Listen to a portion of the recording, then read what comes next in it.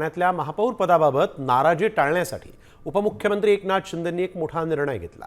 ठाणे महानगरपालिकेच्या महापौर पदाकरिता सव्वा वर्षाचा निर्णय घेण्यात आलेला आहे। यानुसार पहिले 1.25 वर्ष शर्मिला पिंपोलकर तर पुढचे 1.25 वर्ष दर्शना जानकर या महापौर असणार आहेत। शर्मिला पिंपोलकर आणि दर्शना जानकर यांनी आज महापौर पदासाठीचा अर्ज दाखल केला, तर भाजपकडून कृष्णा पाटील यांनी उपमहापौर पदासाठी अर्ज दाखल केलेला आहे।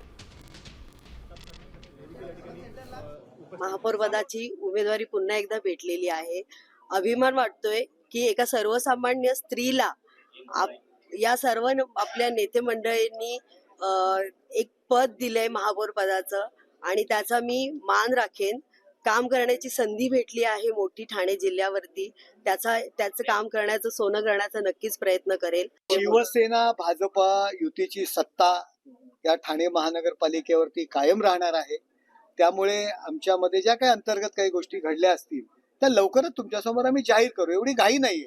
आम्ही जरी कोणी महापौर असेल, उपमहापौर असेल, तर शिवसेना भाजप युतीचे महापौर म्हणून त्या ठिकाणी आणि उपमहापौर त्या ठिकाणी काम करणार आहेत।